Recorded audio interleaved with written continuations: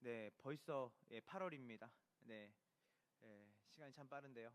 네, 또 하나님께서 또 이렇게 우리 어떻게 보면 이제 여름을 기점으로 해서 이제 하반기를 이제 여러분들이 준비하게 되는데 오늘 말씀이 다시 한번 여러분의 신앙을 점검하고 여러분들이 이 2025년 하반기를 또 어떻게 또 주님과 함께 복음을 붙잡고 살아가야 되는지에 대한 귀한 나침판이 되는 시간이 됐으면 좋겠습니다.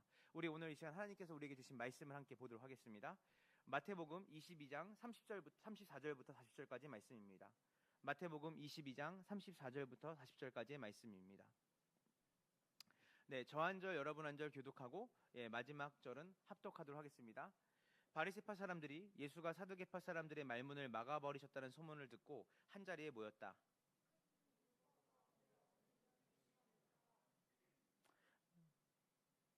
예수께서 그에게 말씀하셨다.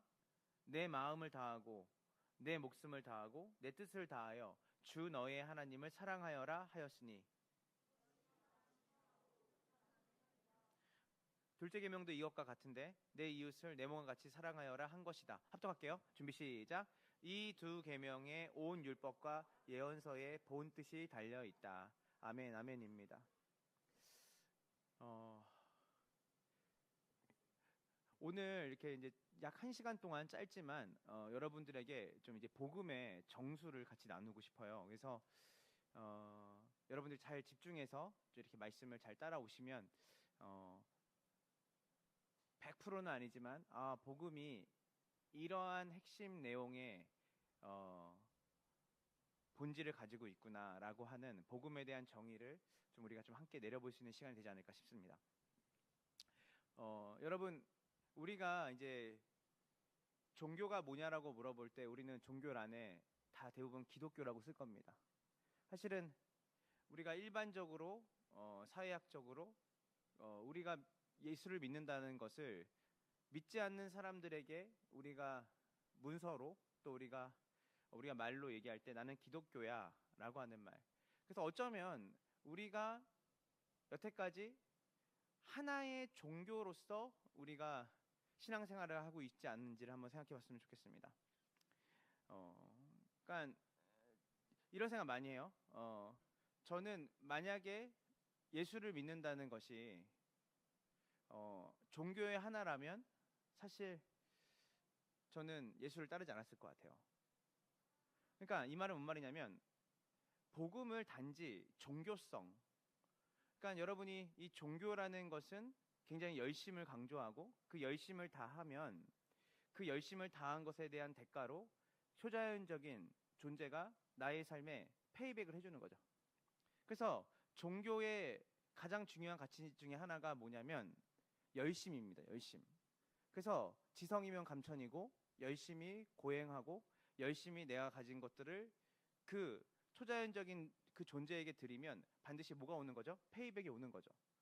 그런데 이 종교적 틀, 그래서 기도도 열심히 해야 되고 말씀도 열심히 봐야 되고 그리고 11조도 열심히 해야 되고, 그래서 저도 저도 어릴 때부터 신앙생활을 거의 한 40년 가까이 신앙생활을 한 것 같은데요. 했는데 하면서 저도 특별히 한 30대까지 한 30살 초반까지는 제가 예수님을 믿는다는 것을 기독교라는 종교적인 항침명으로 봤어요. 그래서 열심에 대한 것에 항상 중요점이 있었죠. 열심히. 그래서 교회에서 예배를 드리는 것도 열심히 예배 드려야 하나님이 기뻐하시고 또 열심히 기도해야 그 열심 속에서 하나님이 내 삶에 그 기도를 통해 선하신 방법으로 내 삶에 역사하실 거라는 것을 늘 믿고 있었던 것 같아요. 그래서 어쩌면 우리의 신앙이 의무, 규칙, 교리, 전통 속에서 이해하게 된 것 같아요. 그러니까 이것이 중요하지 않다는 건 아닙니다. 하지만 우리가 그 내용을 배제하고 형식을 너무 강조하다 보면 그 형식이 내용이 돼버리거든요. 그러니까 신앙을 체크할 때도 네가 열심히 그 자리에 있는 것으로, 그러니까 새벽 기도를 열심히 하시는 분이 가장 신앙생활을 잘 하시는 분이란 착각을 하게 되는 거죠. 헌금을 남들보다 많이 하는 분들이 정말 믿음이 좋은 분이라고 생각할 수 있다는 거예요. 그래서 우리가 이런 어떤 형식이 중요한 것은 아니지만 그 형식이 만약에 내용을 가린다면, 그러니까 열심주의가 정말 그 복음의 본질을 가린다면, 예컨대 이런 거죠. 우리가 열심히 뭔가를 지키고 행하는, 그리고 의무와 책임을 다해서 그 모든 종교가 가지고 있는 리추얼이죠. 이렇게 우리처럼 이렇게 이 시간에 앞을 보고 이렇게 예배를 드리는 게 우리만 있는 거 아닙니다. 불교도 법회가 있죠. 그리고 이슬람에도 그들이 드리는 예배가 있어요. 그러니까 이게 다 종교예요. 그들의 그 열심, 우리의 따라갈 수 없는 열심이죠. 그 종교적 언어, 성육신, 성화, 칭의, 이런 종교적인 언어들. 근데 제가 말씀드리고 싶은 건 뭐냐면, 이 종교적이라고 하는 말, 제가 기독교를 30평생을 그렇게 이해하고 살았어요. 그러니까 뭔가 형식이 있어야 되고, 그 형식을 잘 지키는 사람이, 열심으로 지키는 사람이 신앙 좋은 거고, 그렇게 해서 자기의 삶 가운데 하나님이 뭔가를 내 삶에 이루어냈다라고 말하는 사람들이 간증을 했어야 됐고, 그러다 보니까 그 종교적이라는 그 말 자체를 인정하고 싶지 않았지만, 뒤돌아보니까 내 인생에 신앙생활을 하는 것이 무엇인가를 생각해 봤을 때, 주일 예배 잘 드리고 공예배 참석 잘하고 성경 열심히 읽고 전도 열심히 하고 11조 열심히 내는, 구별이 안 되는 거예요. 불교와 구별이 안 돼. 이슬람과 구별이 안 돼. 뭐가 다른 거지? 우리도 지성이면 감천으로 가는. 도대체 복음의 본질이 뭘까? 종교적으로 종교성을 띠고 열심히 하는 거. 저희 교회는 사역자들이 정장을 입는데 넥타이를 잘 매고 정장을 잘 입으면 저분은 훌륭한 목회자고, 넥타이를 안 매면 훌륭한 목회자가 아닌가? 다 종교성인 거죠. 제가 말하는 게 뭔지 알겠어요? 그 형식적인, 열심주의적인 종교성. 사도 바울이 사랑장이라고 부르는 고린도전서 13장에 이런 고백을 합니다. 우리 고린도전서 13장 11절을 함께 볼게요. 고린도전서 13장 11절입니다. 준비 시작. 내가 어렸을 때에는 말하는 것이나 깨닫는 것이나 생각하는 것이 어린아이가 같다가 어른이 된 뒤에는 어린아이의 일을 버렸습니다. 잘 모르셨죠? 고린도전서 13장에 사랑장이라고 우리는 알고 있지만, 이 사랑장의 말미에 11절에 이 내용이 있어요. 내가 어렸을 때에는 말하는 것이다. 이 사도 바울이 애기였을 때를 얘기하는 게 아니죠. 사실은 사도 바울이 예수님을, 복음을 본질적으로 그 내용을 깨닫게 되니까, 지난 시간 뭔 말이냐면 자기가 율법을 열심히 지키고 가르치는, 어떻게 보면 구약에 있는 하나님에 대한 법을 열심히 익혔던 자기의 삶을 돌아보니까 그거 아니었더라. 그 방식이 아니었더라. 내가 그때 깨달은 거, 그때 내가 모세오경을 달달 외우고 그것에 대해서 내가 지켜야 된다고 생각하는 그 모든 것들이 지금 보니까, 어른이 된 뒤에 생각해 보니까, 어른이라는 게 뭐냐면 자기가 진짜로 복음의 내용을 알게 된 거죠. 그러니까 그거 자체가 어린아이의 일이었더라. 자, 이게 뭐죠? 지금 사랑장이잖아요. 그 말은 뭐예요? 바울은 복음의 핵심, 신앙의 성숙의 핵심이 단순히 종교적 의무를 더 많이 행하거나 더 엄격한 규칙을 지키고 내가 열심주의로 가는 게 성숙이 아니라, 진정한 성숙은 관계로 들어가는 것이구나. 사랑의 관계로 들어가는. 제가 저희 교회에서 이런 설교 많이 하는데 뭔 말하냐면, 말씀을 열심히 읽는 게 중요한 게 아니라, 그리고 기도를 열심히 하는 게 중요한 게 아니라, 헌금을 열심히 내는 것이 중요한 게 아니라, 그 기도와 말씀과 헌물을 통해서 우리는 하나님의 사랑의 관계에 들어가야 되는 거죠. 큐티를 30분 해서 의무와 책임으로 그 큐티를 내가 360일 빼놓지 않고 하는 것이 목적이 된다면 큐티 자체가 종교적인 행위가 되는 거예요. 그런데 그 큐티를 통해서 내가 얻고자 하는 것이 주님과의 사랑의 관계라면, 본질적으로 우리가 많이 고민해야 되는 거예요. 주일 성수, 주일 예배를 내가 사역자로서 설교를 하고 사역자로서 내가 맡겨진 사람들을 돌보고, 아, 오늘 주일 예배 잘 끝났다, 되게 지쳤다. 제가 오늘 여기 오는데 짤을 하나 봤는데 어떤 분이 그 영화 한 장면을 가져오는 거예요. 주일날 아침부터 교회 봉사 섬김을 하고 집에 돌아갈 때 보니까 거의 뭐 되게 너덜너덜해진 상태로 나 오늘 할 일 다 했다 이렇게 오는데 그게 종교성의 끝판이죠, 사실은. 여러분 연애를 해보고 데이트를 해보면 알겠지만 사랑하는 사람과 같이 있으면 기빨리나요? 오늘 연애 내가 책임과 의무를 다해서 다 했다. 같이 있는데 힘들어 죽을 것 같았지만 주님 생각하면서 버텼어. 이렇게 연애하신 분 있나요? 제가 무슨 말 하고 싶은지 아시죠? 바울이 내가 어린아이와 같이 신앙생활 했다. 근데 내가 이제 그 일을 버렸다. 왜냐하면 진짜를 깨달았으니까. 진짜를 깨닫기 전까지는 내가 지금까지 열심히 종교적인 의무와 책임을 다하는 것이 신앙의 성숙을 보여주는 길이라 생각했다. 그래서 바울이 우리가 잘 아는 그 사랑장에 고린도서 13장에 이 내용을 담은 것, 내가 어렸을 때에는 말하는 것이나 깨닫는 것이 생각하는 것이 어린아이와 같았다. 어른이 된 뒤에는 어린아이를 버렸는데, 왜냐하면 복음의 본질은 다름이 아니라 사랑의 관계더라. 사랑이더라.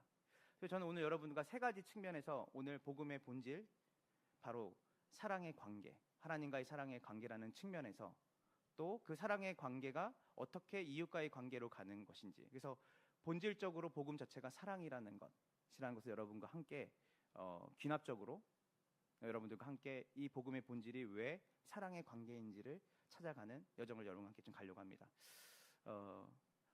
첫 번째로는요, 따라해 보세요. 하나님은 사랑이시다. 자, 오늘 이 하나님은 사랑이시라고 하는 말은 어떤 시대적인 사유나 어떤 사람이 내가 뭔가 깨달아서 하나님이 사랑이시다라고 말하는 게 아니라 예수님께서 저자직강이죠. 성경을 우리에게 주신 하나님께서 권위 있게 말씀에 그분이 스스로 계시하신 것이에요. 자, 마태복음 우리가 22장 우리 36절을 오늘 함께 보도록 하겠습니다. 다 같이 읽어보겠습니다. 준비 시작. 자, 율법 가운데서 어느 계명이 중요합니까? 자, 이 당시 이 사람들이 생각했던 율법은 총 몇 개였는지 아세요? 따라해보세요. 613개. 613개 중에 어느 계명이 가장 중요합니까? 라고 물어본 거예요. 우리는 십계명을 율법이라 생각하지만 그렇지 않죠. 파생한 수도 없이 그 십계명을 중심으로 하나님 사랑, 그 하나님이 주신 두 돌판이죠. 하나님과의 관계, 이웃과의 관계라는 그 모세에게 준 율법의 두 돌판에서 그들이 끊임없이 그 돌판에서 마인드맵처럼 쏟아져 다 만들어낸 거예요. 율법을 더 잘 지키기 위해서. 왜냐하면 잘 지켜면 그것이 성숙이었으니까. 그래서 총 몇 개가 되냐면 613개가 있었어요. 율법에. 그 중에서 적극적으로 지켜야 되는 명령은 248개, 소극적으로 지켜야 되는 거는 365개. 어쨌든 적극적이든 소극적이든 하나님 명령이기 때문에 그들은 율법을 말할 때 613개를 그들은 다 율법으로 알고 있었어요. 근데 묻는 거죠. 우리는 여태까지 율법사들이, 종교 지도자들이, 저 같은 목회자죠, 구약에. 우리 수많은 그런 종교 지도자들, 랍비들이 모여서 어느 율법이 가장 중요한지를 끝없이 논쟁을 했어요. 근데 우리는 이걸 우열을 따질 수가 없다. 이 율법이 어느 게 더 중요한 거, 613개가 다 중요하다고 생각하니까. 근데 당신은 이 복잡한 논쟁 속에서 당신이 생각하는 가장 중요한 계명은 뭐라고 생각합니까? 라고 예수님께 묻는 거예요. 그때 예수님이 뭐라고 말씀하시냐면 37절, 38절입니다. 준비 시작. 그에게 말씀하셨다. 내 마음을 다하고 내 목숨을 다하고 내 뜻을 다하여 주 너의 하나님을 사랑하여라 하였으니 이것이 가장 중요하고 으뜸가는 계명이다. 39절 둘째 계명도 이것과 같은데 내 이웃을, 이 두 계명에 온 율법과 예언서의 본 뜻이 달려 있다. 여기서 달려 있다라는 말은 뭐냐면 매달려 있다라는 말이에요. 여러분이 어떤 줄에 뭔가를 매달잖아요. 그러니까 이 613개의 모든 율법이 어디에 매달려 있는 거예요? 이 두 계명에 매달려 있는 거예요. 이해되십니까? 이 두 계명에 이 613개가 매달려 있는 거라고. 그러니까 뭐예요? 이 613개의 너희가 말하는 그 율법 전체가 사실은 이 두 계명에 뭐 있다? 매달려 있는 거야. 그러니까 뭔 말이에요? 613개가 나눠지는 게 아니라 이 613개를 보는 렌즈가 하나라는 거예요. 하나. 이게 뭐예요? 하나님 사랑, 이웃 사랑인데 거기서 중복되는 단어가 뭐예요? 따라해보세요. 사랑. 그래서 구약의 모든 계시죠. 구약에 있는 모든 율법, 그리고 너네가 지금 적극적으로 소극적으로든 너희가 파생해서 지키는 모든 구약에 대한 율법 자체가 어디에 달려 있냐면 바로 사랑에 달려 있다. 사랑. 여기서 우리가 의문이 되죠. 사랑이 중요한 건 아는데 그 사랑이 성경 전체라고요? 제가 말한 게 아니에요. 예수님 말씀하신 거예요. 모든 하나님의 법이 바로 이 사랑이라고 하는 본질에 매달려 있다. 그러니까 뭔 말이에요? 사랑이 빠지면 아무것도 아니다. 안고 없는 찐빵이다. 라고 말씀하신 거예요. 그래서 모든 예언, 성경을 우리가 말할 때 예언이다, 계시의 책이다 말하는데 이 성경이 말하는 전부가 한마디로 요약하면 뭐냐면 따라해 보세요. 러브 스토리. 사랑에 관한 이야기예요. 창세기부터 말라기까지 예수님이 읽었던 책은 구약이었으니까 그 당시 모든 성경이 하나님의 사랑을 드러내고 우리에게 그 사랑을 요구하는 책이라는 거야. 사랑이에요. 그래서 고린도 13장에 바울은 사랑장에 그 얘기를 하고 있는 거죠. 내가 이걸 깨달았다. 율법을 지키는 자, 그것을 열심으로 내가 그 안에 들어가 있는 것으로 내 신앙을 증명하려고 했는데 이제는 내가 알았다. 이게 아니었다. 결국은 사랑의 관계라는 걸 깨달았다. 이 관계가 목적이 되지 않는 사람들이 열심히 지키게 되면 뭐가 되냐면 싼압쟁이가 되는 거예요. 왜 나만 이렇게 열심히 지키고 저놈 안 지키지? 왜 나만 이렇게 고생해야 되지? 왜 나만 이렇게 주일에 봉사를 많이 하고 쟤는 안 하는 거지? 왜냐면 거기 안에 뭐가 빠지는 거예요? 의무와 책임은 있지만 주님과의 사랑의 관계가 없고 내 옆에 있는 사람에 대한 사랑이 없는 거죠. 이 본질을 예수님 다음으로 깊이 깨닫고 이해한 사람이 있는데 그 사람은 누구냐면 따라해 보세요. 요한. 네, 사도 요한이었습니다. 이 사도 요한의 특이점이 있죠. 사도 요한은 10대 때 예수님께 제자로 부름받아서 언제 때까지? 90세 때까지 살았던 사람이에요. 특별히 그가 에베소서에서 90세가 넘는 나이까지 교회를 목양했습니다. 목양. 그러니까 여러분 전승에 따르면 전승이에요. 요한이 나이가 들어서 거동이 불편해졌어요. 그래서 제자들이 요한을 부축해서 이렇게 저처럼 강단에 이제 설교를 하는 자리에 이렇게 그 자리가 있었겠죠. 올라서 부축해서 이제 설교를 해야 되는데 요한 자체가 너무 나이가 많고 몸이 이제 막 못하니까 그래서 설교하기가 너무 쉽지 않았겠죠. 나이가 90이 넘은 노인이. 근데 요한이 한 가지만 반복해서 전했대요. 뭐라냐면 사랑하는 자녀들아 서로 사랑하라. 사랑하는 자녀들아 서로 사랑하라. 요한이 평생 동안 주님을 따르고 물리적으로 주님의 성육신을 경험한 그 제자가 오랫동안 주님을 깊이 알았던 그 제자가 내가 나이가 들어서 내가 할 수 있는 유일한 마지막 라스트 설교가 뭐냐면 성경의 핵심이 뭐냐면 자녀들아 서로 사랑하라. 그랬더니 제자들이 왜 계속 그 말씀만 최근에 계속 하십니까? 라고 말했더니 요한이 이렇게 말했다고요. 이것이 주님의 말씀의 전부고 이것이 주님의 말씀의 전부고 이것이 바로 주님이 우리에게 주신 단 하나의 명령이다. 자, 요한일서 4장 7절을 한번 보도록 하겠습니다. 준비 시작. 사랑하는 여러분 서로 사랑합시다. 사랑은 하나님께서 난 것입니다. 사랑하는 사람은 다 하나님께서 낳고 하나님을 압니다. 그리고 이어서 요한은 하나님을 디파인해요. 정의하는 거예요. 여러분이 정의를 내리잖아요. 민주주의는 기독교는 복음은 근데 요한이 평생 10대 때부터 예수님을 따랐고 가장 주님께서 오래 살려두었던 제자예요. 다 순교당했지만.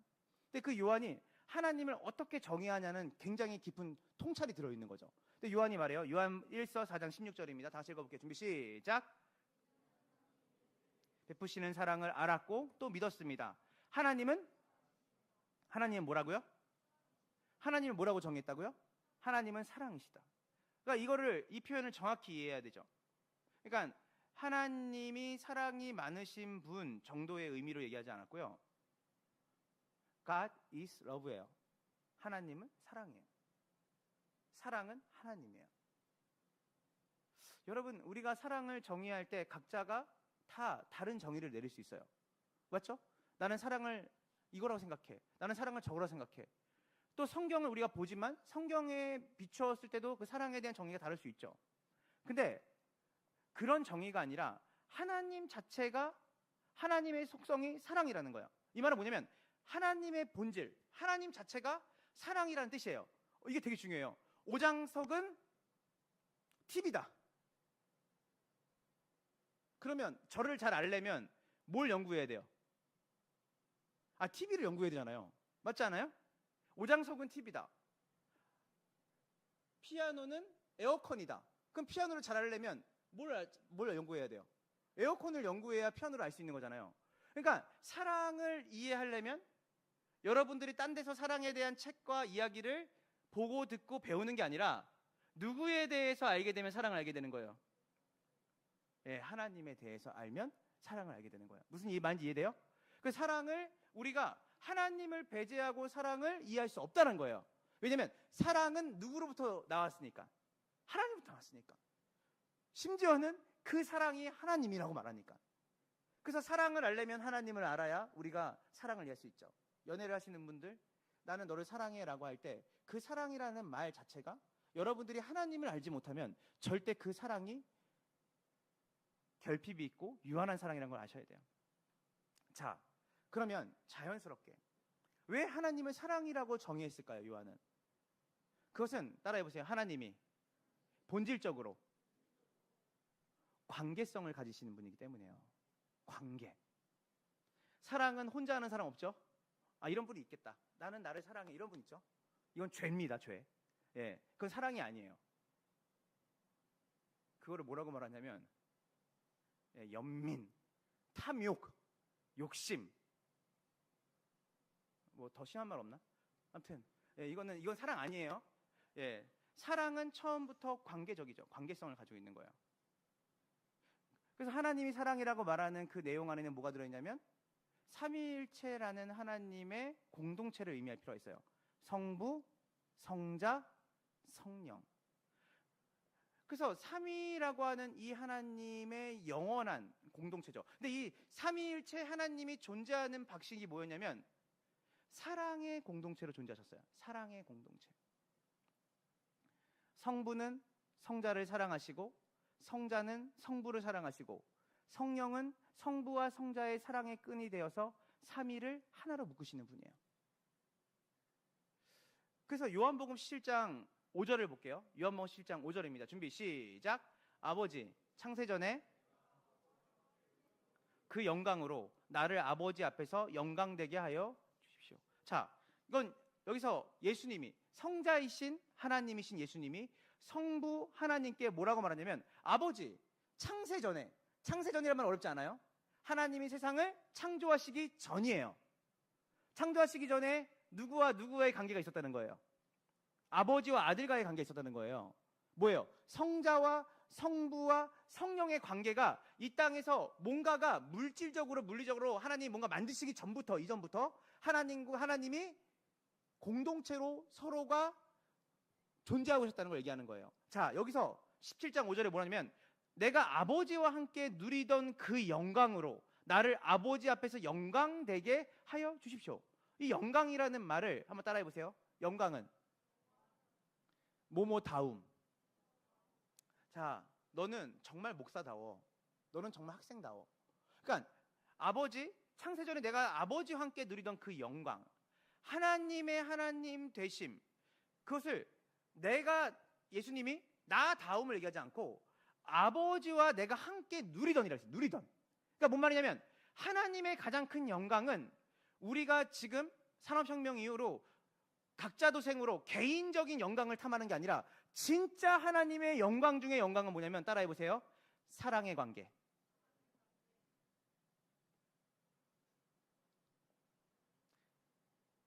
고대 근동지방 또까지 시작해서 지금까지 세상의 모든 우상들, 그리고 이 니즘이라고 말하는 자본주의, 캐피탈리즘이든 커뮤니즘이든 모든 니즘은 권력을 두고 다투고 경쟁하고 서로를 무너뜨려요. 여러분 그리스 신화 보면 난장판이잖아요, 신들이.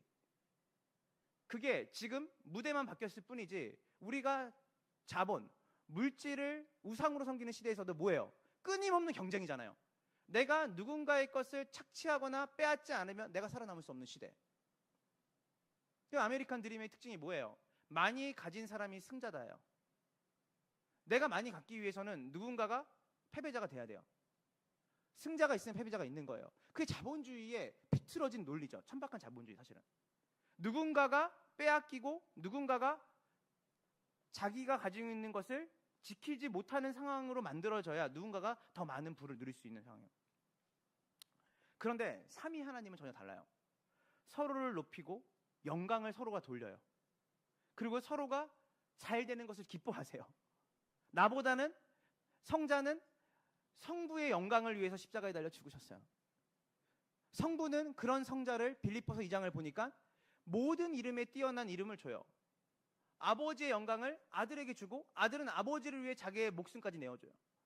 그걸 보시는 성령은 이 아버지와 아들의 지고지순한 사랑을 끈으로 연결해서 모든 사람이 알게끔 하시는 분이 성령이에요. 성령은 자기를 드러내지 않으세요. 성령은 아버지와 아들의 사랑을 드러낼 뿐이에요. 제가 신대원 다닐 때 존경하는 교수님한테 교회는 도대체 뭡니까? 라고 정의를 물어봤더니 이분이 웃으시면서 이렇게 말했어요. 은퇴를 앞둔 교수님이었는데 교회는, 일단 따라해보세요. 나는 네가 잘 됐으면 좋겠어. 서로가 그 말하는 거래요. 나는 네가 잘 됐으면 좋겠어. 그게 내 기쁨이야. 이게 교회는 누구의 몸이죠? 그리스도의 몸이죠. 바로 이 교회는 삼위 하나님의 몸으로 작동해요. 삼위 하나님의 형상으로 작동한다고요. 삼위일체 하나님의 특징은 뭐냐면 서로가 서로를 높이고 서로의 영광을 돌리고 그리고 기뻐하며 완전한 일치를 주죠. 일치를 이루죠.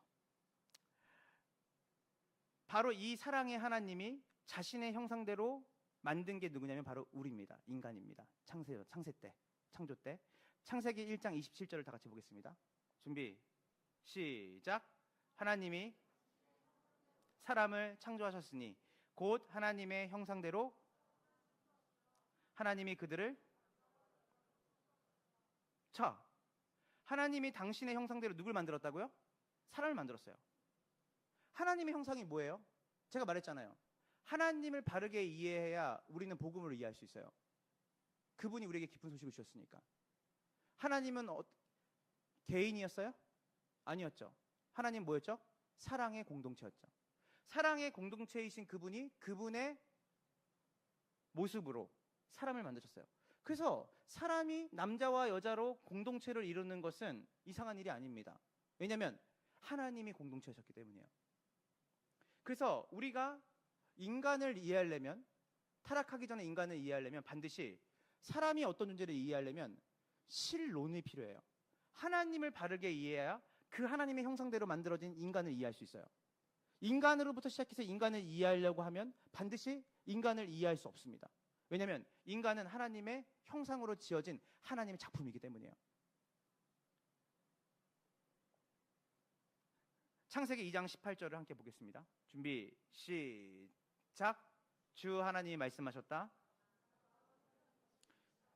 그를 돕는 사람, 곧 그에게 알맞는 짝을 만들어주겠다. 이 말은 결혼에 관한 말을 하는 게 아니에요. 우린 바로 결혼으로 가고 싶어 하잖아요, 다들. 이 말이 아니에요. 인간은 근본적으로 관계적 존재라는 선언이에요. 혼자 사는 존재가 아니에요. 왜냐하면 하나님께서 관계의 하나님이시기 때문이에요. 관계적인 하나님께서 관계적인 자신의 형상대로 인간을 만드신 것이죠. 그래서 여러분들이 혼자 있으면 왜 외로운지 아세요? 개인 신앙 없습니다. 어디서 우리가 개인 신앙을 얘기할 수 있겠어요? 하나님이 처음부터 의도하신 하나님의 나라인 에덴에서 하나님께서 사람을 만들 때 처음부터 자신의 형상, 즉 삼위일체 하나님의 사랑의 공동체의 형상으로 사람을 만들었기 때문에 처음부터 사람은 단독자가 아니라 관계적 사랑의 공동체로 만들어질 수밖에 없었던 거예요. 죄가 뭘까요? 자, 제가 재밌는 얘기. 제가 예전에 조직신학 시간에 우리 교수님이 되게 재밌는 분인데 되게 시니컬해요. 뭐 질문하면 막 분필을 막 이렇게 하고 막 이렇게 하기도 하고 막 그냥 냉소적인 막 웃음을 찌기도 하고 이런 분인데 원래 조직신학자는 그렇게 살아셔야 된대요. 원래 냉정하게. 되게 재밌는 분이에요. 막 슈바이처 같은 머리 하시고 계신 분인데 이분이 죄의 정의를 반드시 잘 내려야 된다고 했어요. 따라해보세요. 죄는 관계의 깨어짐이다. 그래서 죄는 관계의 깨어짐으로 우리가 정의를 해야 되는 거죠. 자, 그러면 이 죄가 선악과를 따먹어서 선악과에 무슨 효험 있는 약이 있어서 우리를 병들게 한 게 아니라 사실 선악과를 따먹는 것 자체가 뭐예요? 하나님과 하나님의 말씀 앞에 우리가 순종하지 않겠다는 거죠. 하나님 먹지 말라고 했잖아요. 이 말은 뭐냐면 단순히 그 선악과를 먹었더니 그게 무슨 과실이다 이게 중요한 게 아니라 중요한 게 뭐냐면 하나님의 말씀 앞에 불순종했다는 건 뭐냐면 더 이상 하나님의 권위 아래 살지 않겠다는 선언인 거예요. 이제는 내가 생각한 대로 내가 원하는 대로 살겠다. 이건 뭐냐면 하나님과의 관계를 깨겠다는 선언인 거예요. 그래서 죄는 무엇이냐면 관계를 무너뜨리는 거예요. 죄가 관계의 깨어짐이고 첫 번째 관계를 깨어뜨리는 게 뭐냐면 하나님과의 관계가 깨어지니까 그 다음부터 어떤 일이 벌어져요? 아담과 하와의 사건이 일어나고 그리고 바로 성경은 가인과 아벨 사건을 통해서 이제는 사람이 사람을 죽이는 질투와 분노 때문에 사람을 죽이는 이웃과의 관계도 깨어진 형태로 우리가 나타나죠. 하나님과의 관계의 깨어짐은 반드시 이웃과의 관계도 깨어짐으로 나타나요. 죄는 관계의 깨어짐입니다. 아담은 하나님을 피해 숨었고 서로를 원망했고 가인은 아벨을 죽였죠. 자, 이러면서 자연스럽게 우리는 구원이 뭔가를 생각해 봐야 돼요. 구원은 제가 어릴 때 생각했던 것처럼 천국행 티켓을 받는 게 아니에요. 따라해보세요. 구원은 관계의 회복이다. 그래서 구원의 핵심이 뭐냐면 관계의 회복이에요. 저는 어릴 때 늘 구원하면 나는 구원 열차 올라타고서 하늘 날아가지요. 아세요 이거? 차표 필요 없어요. 주님 선장 되시니. 그래서 나는 예수님 십자가 믿어야 나는 천국 가는 구원 열차에 올라타는 티켓을 받는 거죠. 하나님과의 관계를 생각하지 않았어요. 중요한 거는 하나님은 나한테 도구죠. 도구. 어딜 가기 위한 도구예요? 천국을 향해 가기 위한 도구예요. 그래서 그분에게 잘 보여야 되는 것은 그분과의 관계가 목적이 아니에요. 그분을 잘 어르고 달래야, 그분을 잘 믿어줘야 그분이 나를 어디 보내주니까? 천국을 보내주니까. 그렇지 않아요. 구원의 가장 핵심 개념이 뭔지 아세요? 따라해보세요. 회복이에요. 너 구원 받았어? 라고 말하는 말은 너 회복됐어? 라는 말이에요. 회복은 뭘 전제를 하고 있죠? 우리가 망가지기 전에, 우리가 아프기 전에, 우리가 깨어지기 전에 모습이 있었다는 걸 전제하잖아요. 누가 저한테 이렇게 말하죠. 목사님, 몸이 많이 회복되셨어요? 라고 물어볼 때는 제가 어떨 때가 있었다는 거예요. 건강했을 때가 있었다는 거예요. 그래서 그 사람의 눈에서 나에게 회복을 물어보는 것은 내가 건강할 때의 모습이 있는 거죠. 하나님께서 우리를 구원하셨다라고 하는 건 뭐냐면 우리를 이전 상태로 뭐 하셨다는 거예요? 회복했다라는 거예요. 온 세상이 아담 이래로 타락한 이 세상은 의인은 없나니 한 명도 없다고 했어요. 의인이 없다란 말은 온 세상에 다 뭐밖에 없다는 거예요? 죄인밖에 없다는 말이에요. 죄인이란 말은 무슨 말이에요? 하나님과의 관계가 깨어져서 이웃과의 관계가 깨어진 사람들, 모든 관계가 깨어진 사람들이 이 땅에 존재하는데 가장 대표적인 게 뭐예요? 하나님과의 관계가 깨어진 사람들이 온 세상에 가득해 있는 거예요.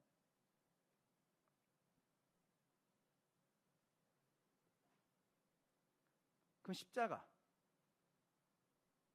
그래서 우리가 중요한 건 뭐냐면 우리가 먼저 이 회복을 자가 동력으로 회복할 수 있는 상태가 아니죠.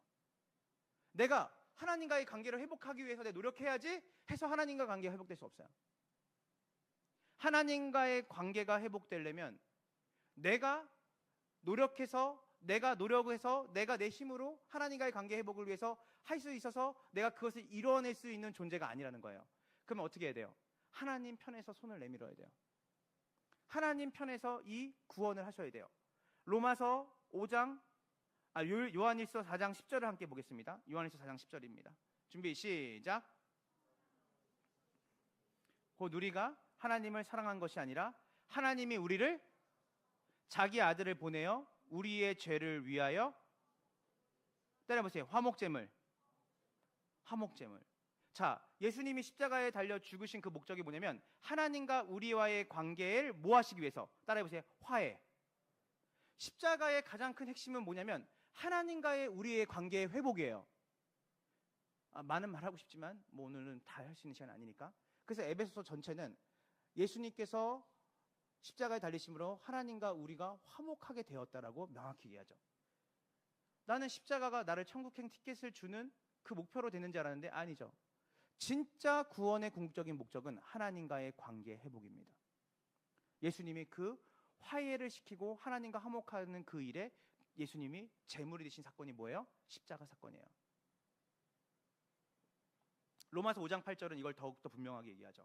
다 같이 볼게요. 준비 시작. 그러나 우리가 아직 죄인이었을 때 그리스도께서 우리를 위하여 죽으셨습니다.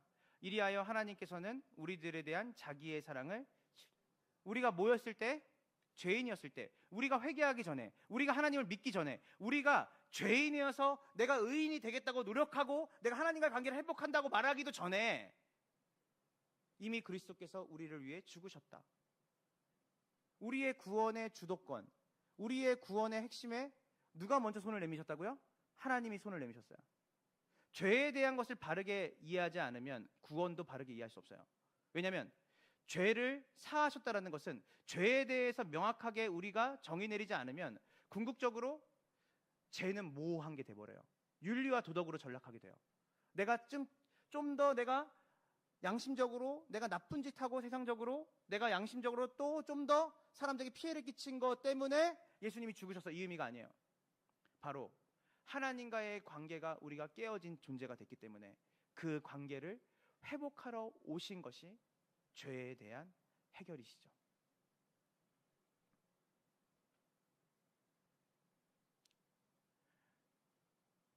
그래서 우리가 예수님께서 그 십자가에서 나의 하나님 어찌하여 나를 버리셨습니까? 라고 외쳤던 십자가에서 사실 그때 그 자리에 누가 있어야 되냐면 여러분과 제가 있어야 되는 자리죠. 이 고백은 하나님과의 관계가 깨어진 사람의 고백이에요. 즉 아담이 했던 고백인 거예요. 아버지 어찌하여 나를 버리셨습니까? 버림받는 존재, 더 이상 그 사랑받는 자로서 그 관계 안에 들어올 수 없는,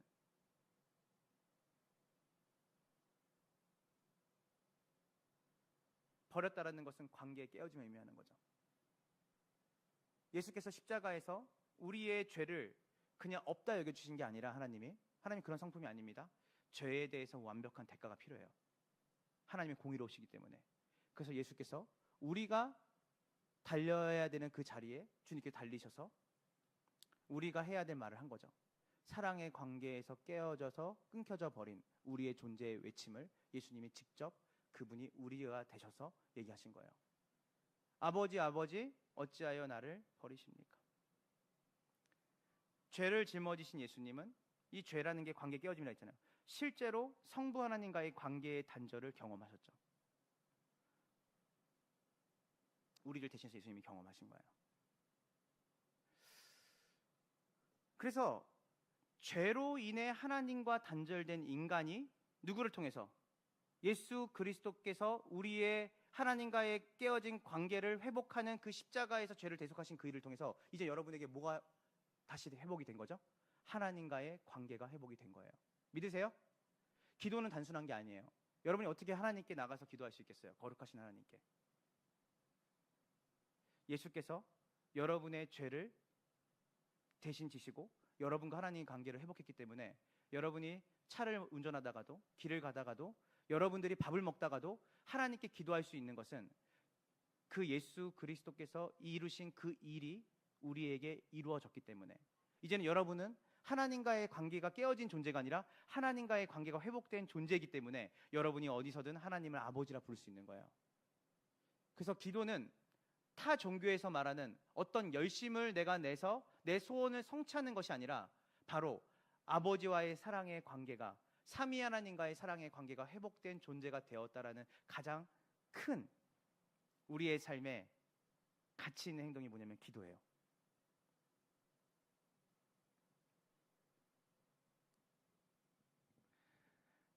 그래서 고린도후서 5장 20절에 바울은 얘기하죠. 다 같이 읽어볼게요. 고린도후서 5장 20절입니다. 그러므로 우리는 그리스도의 사절입니다. 하나님께서 우리를 시켜서 여러분에게 권고하십니다. 우리는 그리스도를 대리하여 간청합니다. 여러분은 하나님과 뭐 하십시오? 화해하십시오. 이 말은 뭐냐면 교회 안에 아직도 하나님과 화해하지 않는 사람들이 있는 거예요. 하나님과 화해한 사람은 뭘로 사는 거예요? 그리스도의 몸으로 사는 거예요. 삼위 하나님의 사랑의 관계 안에 참여하는 자로 사는데 여전히 서로가 서로를 공격하고 공동체를 분열시키고 질투하고 그리고 그 안에 하나님이 말씀하신 그 사랑의 공동체를 맛보지 못한 자들에게 말하는 거예요. 다시 상기시키는 거죠. 하나님과 화해한 자들아, 하나님과 반복적으로 화해하십시오. 그 말은 뭐예요? 예수 그리스도의 십자가를 상기하십시오. 그분이 무엇을 이루셨는지 기억하십시오. 자, 이제 마지막으로 가야 돼요. 이제 우리가 성경 전체에서 말하는 그 복음의 본질, 하나님의 뜻의 본질이 사랑이고 그 사랑의 관계 속에서 우리는 죄를 봐야 되고 구원을 봐야 한다고 얘기했어요. 자, 그러면 이제 우리가 구체적으로 알겠어요. 하나님이 사랑이시고 그분이 삼위 하나님의 사랑의 공동체로 존재하시고 그리고 그분과의 사랑의 관계 안에 머물러 있던 우리가 그분과 깨어졌다는 것은 바로 그것이 죄의 역할이었고 그 깨어진 우리의 관계, 하나님과의 관계가 깨어진 우리를 다시 회복하러 오신 분이 누구시라고요? 예수님이다. 그래서 구원은 회복의 의미가 있고 그러면 하나님과 사랑의 관계를 회복되었다라고 말하는 교회죠. 바로 여러분이에요. 그래서 여러분 구원 받았습니까? 제가 물어볼게요. 속으로 대답하세요. 여러분 구원 받으셨어요? 구원을 받았다는 건 여러분이 회복됐다라고 말하는 거예요. 그럼 여러분은 하나님과 화목한 자가 됐죠. 자, 그러면 이제 우리가 고민해야 돼요. 우리가 하나님과 화목된 자라는 의미는 이제는 하나님과의 사랑의 관계에 들어간 자가 됐다는 거예요. 다시 회복이 된 거예요. 자, 그럼 구체적으로 하나님과의 사랑의 관계가 회복된 사람들은 내 삶의 현장에서 어떻게 살아야 되는 것인가? 정보가 아니죠. 내 존재가 이제는 사랑받는 존재로 하나님과의 사랑의 관계로 회복되었다. 휴먼 비잉이 된 거예요. 하나님이 원래 의도하신 존재가 된 거예요. 그럼 여기서 뭐가 나와요? 비잉에서 뭐가 나오죠? 두잉이 나오죠. 그 존재에서 학생이 공부를 하는 것처럼 엄마가 아이를 낳고 그 아이에게 젖을 물리는 것처럼 그 엄마 된 존재가 아이를 양육하고 키우고 먹이는 건 당연한 것처럼 하나님과의 관계가 회복된 그 존재에서 뭐가 나오는 거예요? 행위가 나와야 하잖아요. 그럼 구체적으로 그 행위는 어떻게 나오는 것일까? 거기에 대해서 요한일서 4장 20절부터 21절은 우리가 회복된 우리, 구원받은 우리가 어떻게 살아야 되는지를 명확한 답을 줘요. 4장 20절부터 21절까지를 볼게요. 준비, 시작.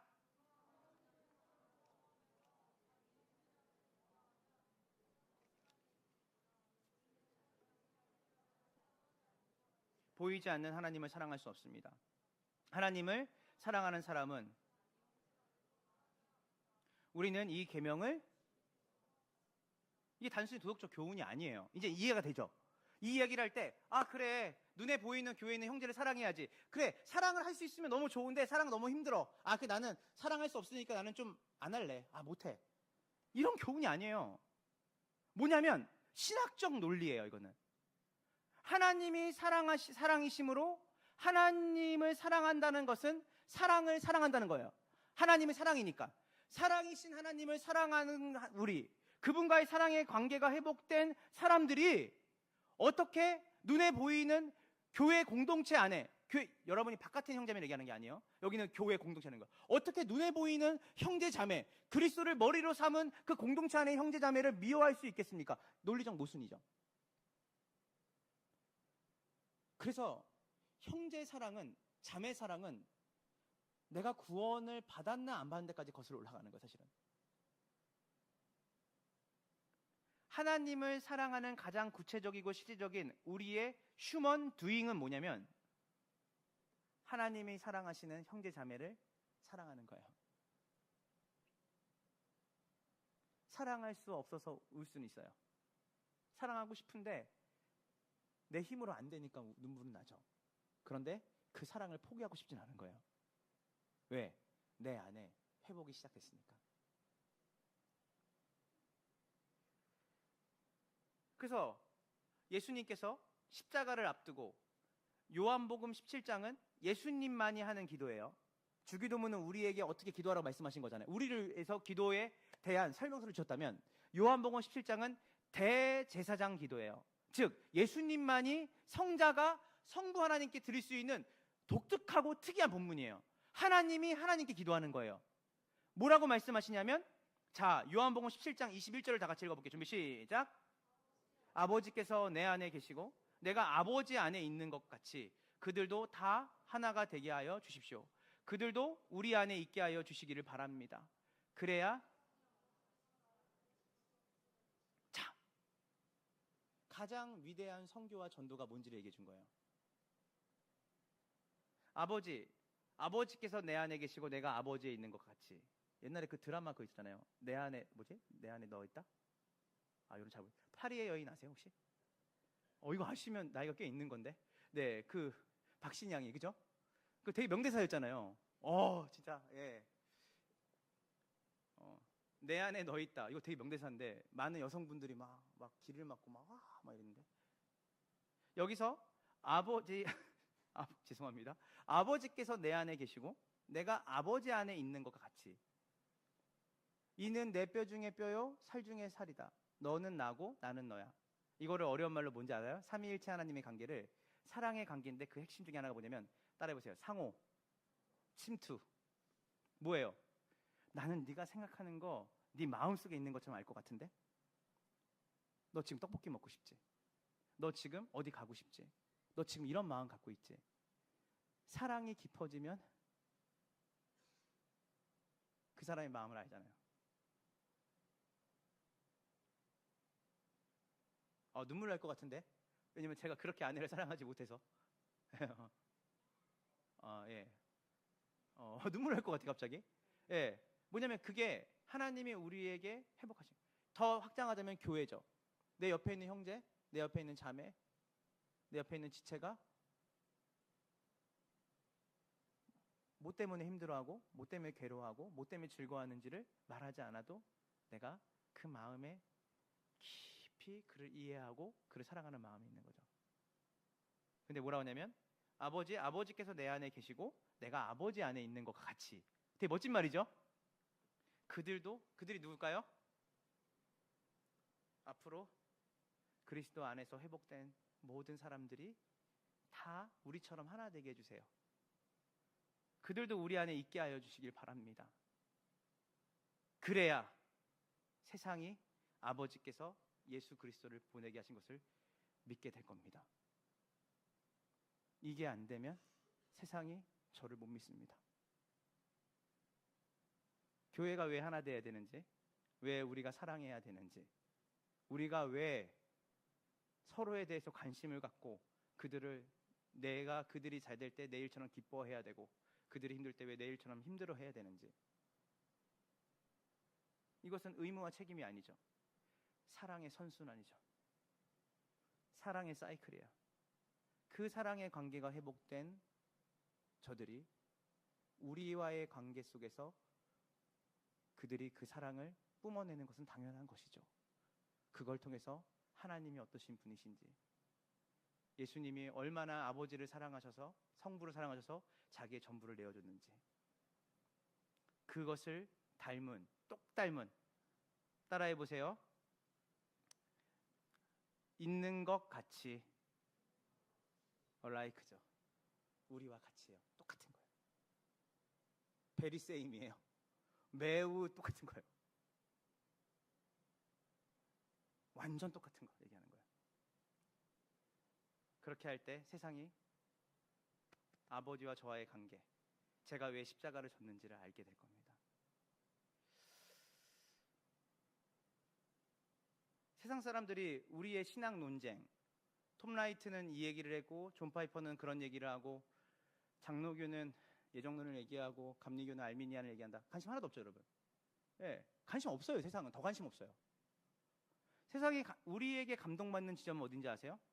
쟤네들은 서로 다른 배경, 다른 성격, 다른 계층의 사람들인데 진심으로 사랑하는구나. 쟤네들은 거기에 감동을 받아요. 저들에게는 뭔가 다른 것이 있구나. 초대교회가 로마 제국을 뒤흔들었어요. 아시죠?